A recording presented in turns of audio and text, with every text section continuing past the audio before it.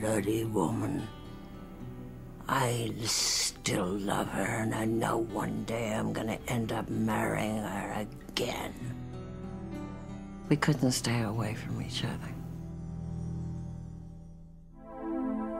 Quelques mois après, Elizabeth reçoit une autre terrible nouvelle. Son grand ami Rock Hudson est en train de mourir d'une mystérieuse maladie appelée SIDA. Elle est furieuse qu'on fasse si peu contre ce mal, dans lequel certains voient une punition divine des homosexuels. Is there anything we can do for you?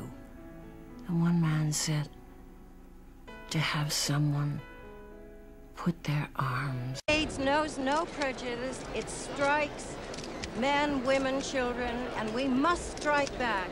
And with your help, we will, and we will win. Thank you. His death activated her into some kind of a movement, which then became a cause. Many of us have lost a dear friend to AIDS. Don't wait until someone you care for is touched by this horrifying illness. I went to a hospice outside Rome. It was all AIDS patients. And the society ladies of Rome couldn't walk their dogs near this building because they thought AIDS was airborne and that their dogs might catch it or they might catch it. The ignorance. And I went inside and I said, around us. I could feel the tears stinging my eyes. And I kissed each and every one of them. Elizabeth se lance à corps perdu dans une guerre qui s'annonce longue. En 1987, à 55 ans, elle fonde l'AMFAR, la Fondation américaine pour la recherche contre le sida. Elle a, à ce jour, recueilli plus de 64 millions de dollars et continue à collecter des fonds partout dans le monde. L'actrice créera également la Elizabeth Taylor AIDS Foundation, dont elle ne cessera jamais de payer les coûts d'exploitation. Chaque dollar de l'argent récolté a servi à aider les victimes du sida et à financer des campagnes de prévention. A lot of people closed doors on her, but she fought and fought and fought and raised hundreds of millions of dollars for AIDS over the years. Acting is absolutely unimportant in my life. My life is totally AIDS. And I will do anything I can to help. Pendant les années 80, si elle se consacre principalement à la lutte contre le sida, elle joue parfois à la télévision et au cinéma. Elle lance également un parfum. Passion, I see, is catching. Après le succès rencontré par Passion, elle crée White Diamonds, qui deviendra l'un des parfums les plus vendus aux États-Unis et reste encore aujourd'hui une valeur sûre. L'actrice fait également parler d'elle en s'affichant avec quelques beaux partis, tels que George Hamilton ou le millionnaire Malcolm Forbes. Mais elle souffre toujours de terribles problèmes de santé et elle prend des cachets pour calmer ses douleurs de dos.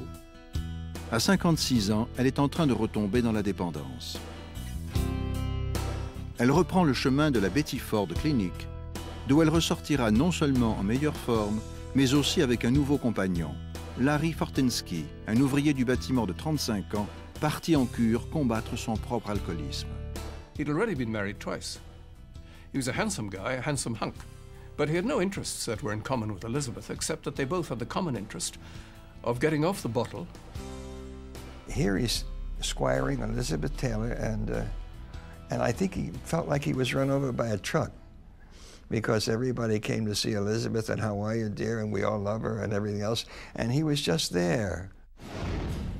Mais cela n'empêche pas Elizabeth et Larry de rester ensemble. Et en 1991, la star de 59 ans dit oui pour la 8e fois. The wedding to Larry Fortensky was at Michael Jackson's ranch. It was quite a media circus, that's for sure. During the ceremony, you couldn't even hear anything because the helicopters were flying just above which was a nightmare, and then some guy jumped out of a helicopter in a parachute and landed in the middle of, right where the ceremony was. But at the end of it, it was a beautiful wedding. En 1992, Elizabeth célèbre son 60e anniversaire, mais aussi sa santé retrouvée et son nouveau mariage, par toute une nuit de fête à Disneyland. I'm 60 years old today, but I'm dedicating this celebration of life to the kid in me. Elizabeth s'amuse, et son espièglerie la conduit même à une participation vocale dans un épisode des Simpsons.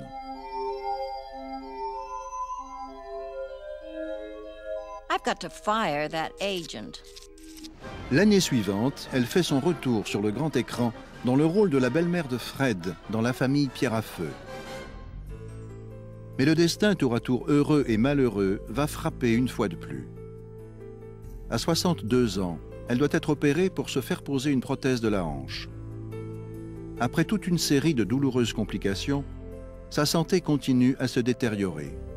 Son mariage également. Larry was behaving in a way that she felt slightly brutish and thuggish.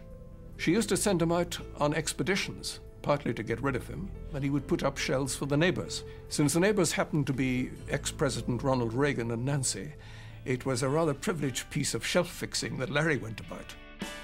Nul n'est vraiment surpris lorsqu'en 1996, Elizabeth Taylor, 64 ans, divorce de Larry Fortensky après presque 5 ans de mariage. L'actrice reste tout ce qu'il y a de philosophe. Décès, maladie, dépendance, mariage brisé, tout bien considéré, confiera-t-elle à la presse, j'ai une sacrée chance d'être encore en vie.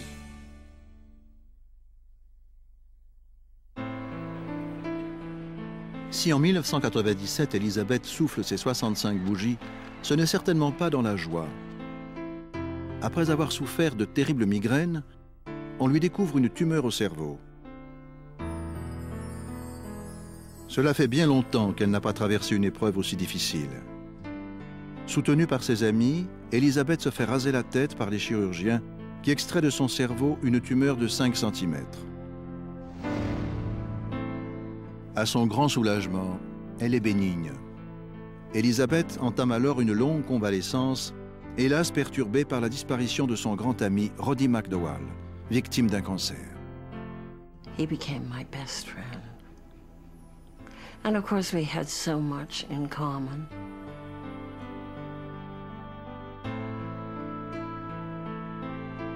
She once said to me, "Why is it that all the good people die and I just keep going on and on and on?" And I said, obviously it's because you have something you have to do.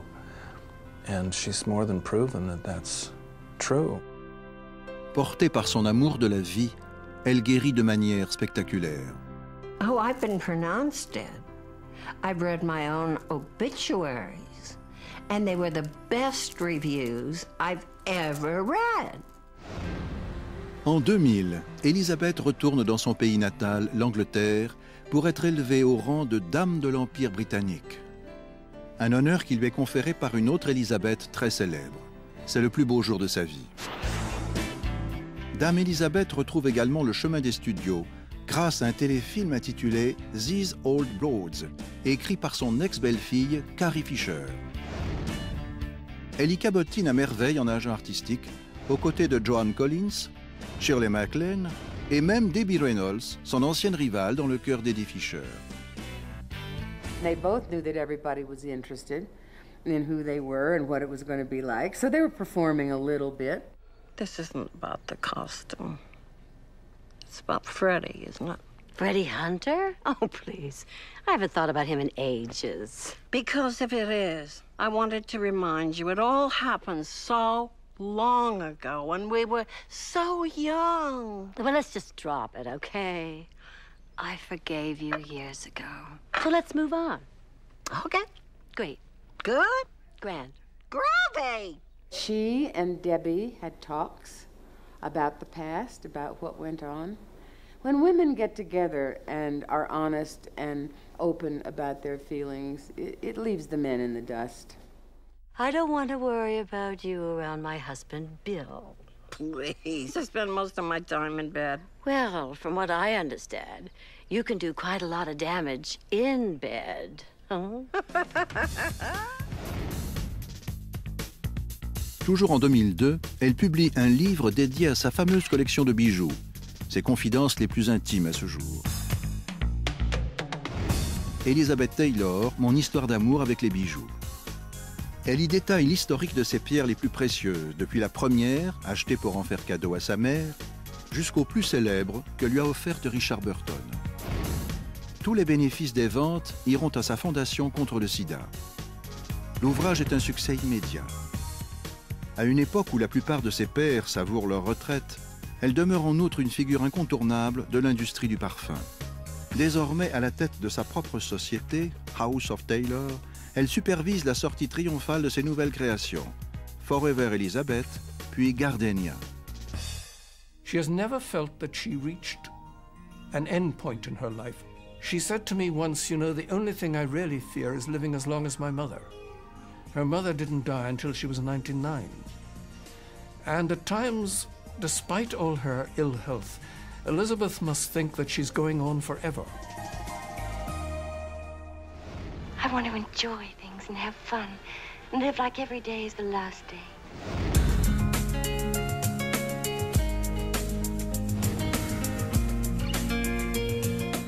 À l'instar des diamants qu'elle collectionne, Elizabeth Taylor reste l'incarnation de la beauté et de la force.